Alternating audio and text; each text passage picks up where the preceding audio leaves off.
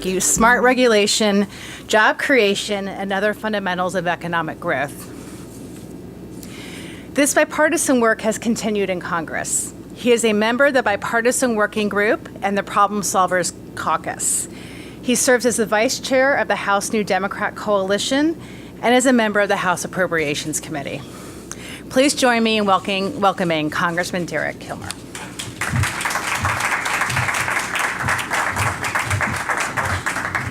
Hi, everybody. Happy Clean Energy Week. We're celebrating back at my house. So I was talking with the organizers before coming to the stage. I was given two directions. I was told, first, be brief, and second, be inspiring.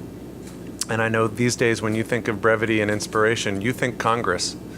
Not so much, I guess, but I'm particularly excited to be a part of this event, in part because it is a bipartisan event, and I know that oftentimes the conversations around energy and climate and the environment can get kind of partisan, but as you all know, that hasn't always been the case. The environment has not always been a partisan issue, and in Washington State, we actually have a long and proud history of working together on these issues in a bipartisan way. In fact, in my congressional district, at the National Park, right where I grew up, we recently celebrated the legacy of Dan Evans, who's a former governor and senator from our state. It was very confusing. I didn't know what to call him, governor or senator. We decided on governator, which actually was appropriate in that instance. But his legacy included the creation of the North Cascades National Park and the Alpine Lake Wilderness and the Columbia River Gorge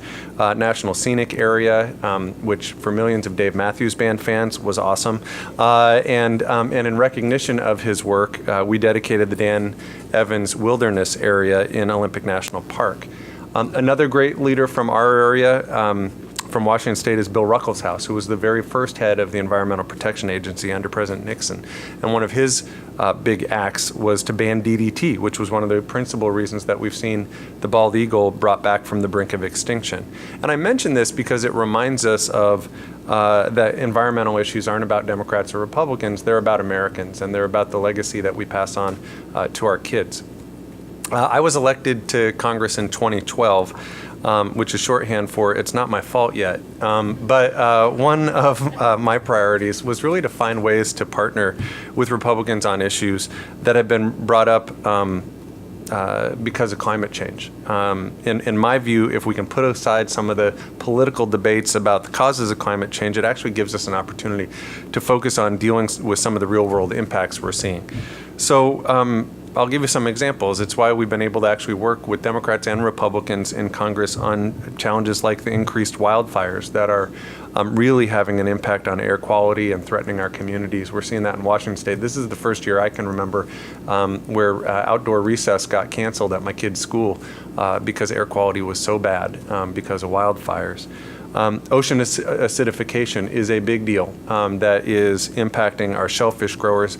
I represent over 3,000 people whose livelihoods are tied to being able to grow shellfish, and we're already seeing changing ocean chemistry impact that. And on top of that, we've been able to work in a bipartisan way on coastal resiliency issues that threaten the very existence of some of the rural communities and Native American tribes that I represent, who are literally being forced to flee their ancestral homes because of rising oceans. So I think there's both a need for greater American leadership on this issue and a massive opportunity for American companies and for American workers if we take the lead on creating a clean, green energy future. That's not just important because I want my kids to inherit a world that they can live in, but it's also important because I want them to inherit an economy that provides economic opportunity for good jobs. There's a reason why other countries like China and Germany are competing in this space, and I'd rather be exporting great American-made products around the world rather than importing batteries and solar panels from Europe or from Asia. We know that by seizing the mantle, we can create opportunities to grow jobs and create new industries that are tied to a low-carbon future. Thankfully, folks are rising to meet that challenge. You're coming together to make sure that the United States doesn't lose its edge as a clean energy leader, and Congress is starting to change too. I recently joined the Bipartisan Climate Solutions Caucus, which has been nicknamed the Noah's Ark Caucus, not just because the fear of biblical floods, but because you can only join it in pairs, one Democrat and one Republican. And I think that's important because it's members from both parties who are focused on clean energy solutions. We're embracing the work of the legacy of folks like Dan Evans and Bill Ruckelshaus, who realized it would take more than a partisan slogan to get lasting change on these issues. And I'm glad to see a number of my colleagues from both sides of the aisles who are working on these issues and here today, including folks from the administration who are working on this too. We're not starting from scratch either.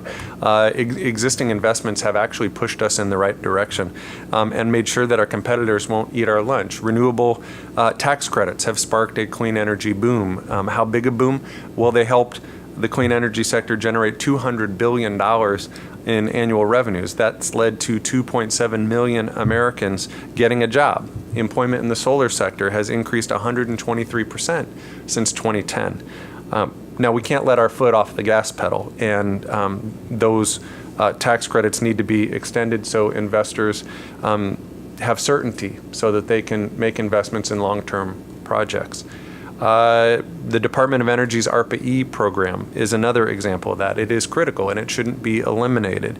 I serve as vice ranking member of the House Appropriations Committee, and I'm continuing to advocate for full funding of ARPA-E because investing in research and development has a proven track record. We have seen, many of the technologies that were developed during the space race have made their way into the commercial sector and created new jobs. They've, revolutionized the phone in your pocket, the lithium battery, the touch screen on this, the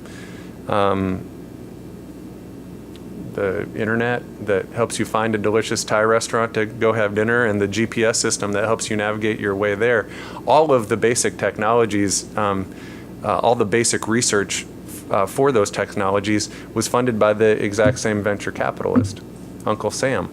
And so, I think we're at another Sputnik moment. And we have an opportunity to make those investments in research. Now, in my home state, the Pacific Northwest National Laboratory has been on the leading edge of some of these technologies, including modernizing our electrical grid.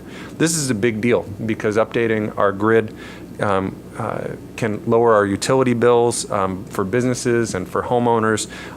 It can better control the flow of electricity. It'll be easier to allow folks that have installed something like solar panels on their roof to tap into the larger grid.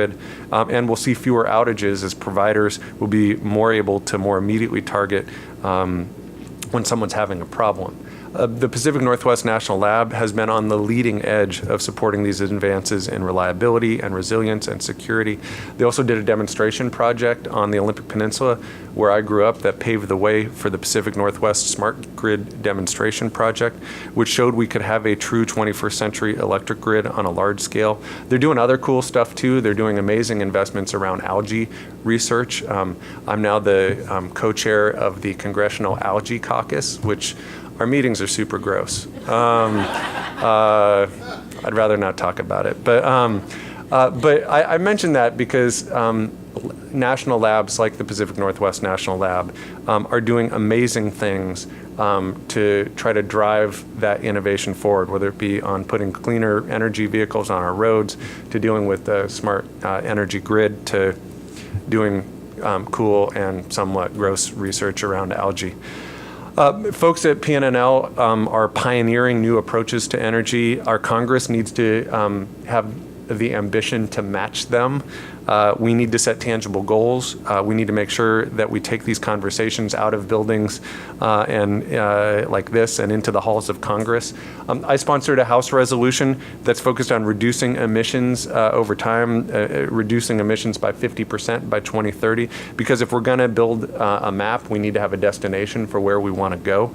And we need to continue those investments in labs like PNNL that will inspire the entrepreneurs of the coming decades, that will equip our workers with the skills that they need to take on job openings at power plants, at wind farms, at biofuel facilities.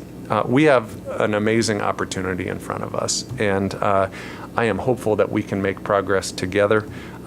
So 40 years from now, Americans will look back and remember the moment that we secured a clean energy future and talk about the leaders in Congress today, like I talked about the legacy of the great environmental leaders from my state. So I look forward to being a partner in your efforts. I thank you for being here today and for your care, not just about the economic opportunity presented by this, but by the environmental demand that we do something about it.